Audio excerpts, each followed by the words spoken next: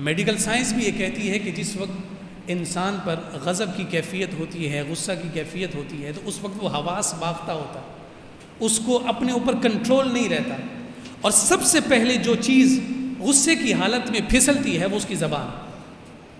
اور یہ بات بھی ذکر کی گئی، اور آقا کائنات صلی اللہ علیہ وسلم نے بطور خاص اسے نسخے کے طور پر ارشاد فرمایا.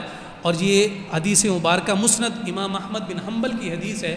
آقا کائنات صلی اللہ علیہ وسلم نے ارشاد فرمایا کہ اگر کسی پر غصہ طاری ہو جائے تو اسے چاہیے کہ پھر اس وقت وہ خاموش ہو جائے.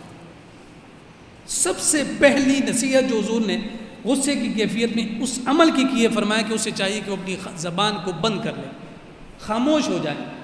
اور اگر اس پر تھوڑا سا غور کریں اور تھوڑا سا فکر کریں تو ہمیں یہ بات نظر آتی ہے کہ غصے کی کیفیت میں ہماری زبان سے جو الفاظ نکلے ہیں، غصہ ٹھنڈا ہونے کے بعد وہی الفاظ ہماری شرمساری اور ہماری شرمندگی کا ذریعہ بنتے ہیں، اور ہمیں انہی الفاظ پر افسوس ہو رہا ہوتا ہے کہ کاش یہ الفاظ میں نے اس انداز میں فلاں شخص کے سامنے نہ کہے ہوتے.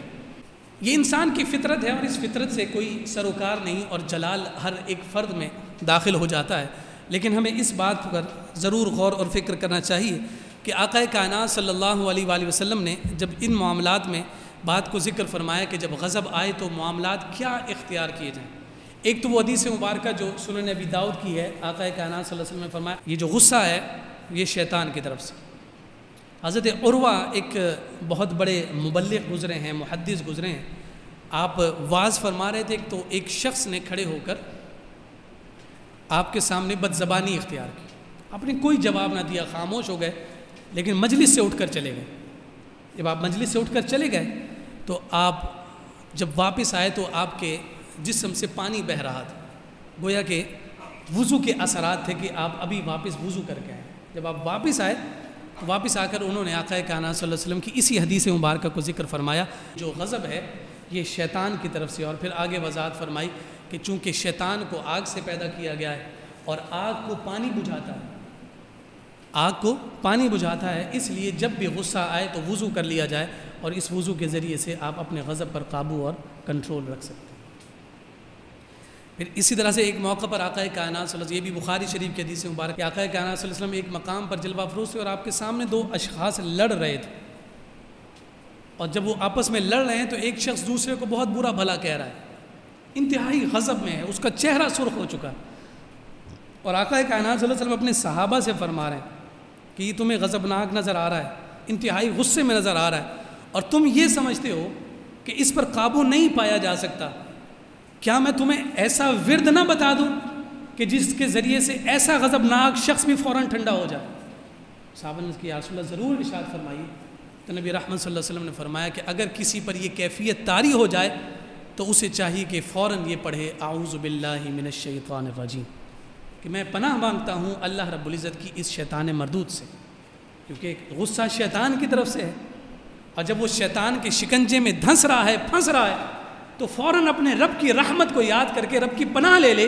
اللہ رب العزت شیطان کے شر سے جو غصے کی صورت میں اس پر طاری ہو رہی ہے، رب ذوالجلال اس سے محافظت عطا فرمائے.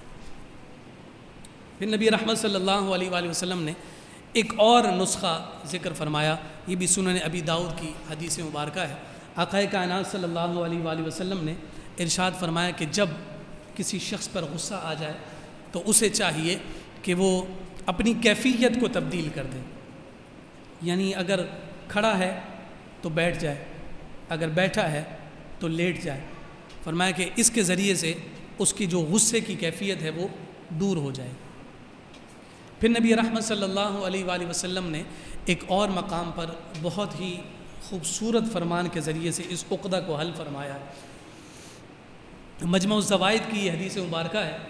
نبی رحمت صلی اللہ علیہ وآلہ وسلم ایک جگہ سے گزر رہے ہیں، آپ کے ساتھ کچھ صحابہ ہیں، اور کچھ لوگوں کو دیکھا کہ وہ بھاری بھاری پتھر اٹھا رہے ہیں.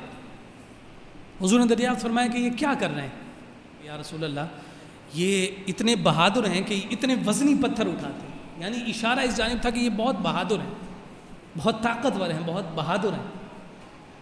تو حضور علیہ الصلوۃ والسلام نے ارشاد فرمایا کہ کیا میں تمہیں اس سے بھی زیادہ بہادر شخص کے بارے میں نہ بتاؤں؟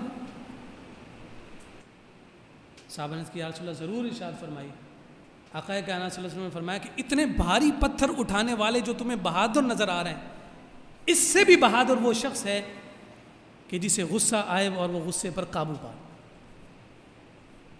پھر آقا کائنات صلی اللہ علیہ وسلم یہی مجمع الزوائد میں ذکر فرمایا کہ تشریف لے جا رہے ہیں اور جاتے ہوئے حضور علیہ السلام نے دیکھا کچھ لوگ منتشر ہیں، یعنی ادھر پڑا ہے ادھر پڑا ہے ادھر پڑا ہے۔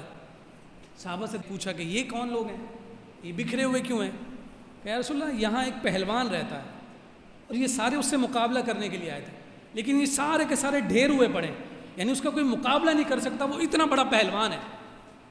تو حضور علیہ السلام نے فرمایا کہ میں تمہیں اس سے بھی بڑے پہلوان کے بارے میں بتا سکتا ہوں کہ اتنے سارے لوگ اس کے سامنے ڈھیر ہوتے ہوئے نظر آ رہے ہیں، لیکن میں ایسے شخص کو بھی جانتا ہوں کہ جو اس سے بھی بڑا پہلوان ہے۔ یا رسول اللہ وہ کون ہے؟ فرمایا وہ ہے کہ جب اس پر غضب طاری ہو تو وہ غضب کو اپنے اوپر طاری نہ ہونے دے، بلکہ خود کو اس پر طاری کر کے غصے کو اپنے قابو میں کر، یہ اس سے بھی زیادہ پہلوان۔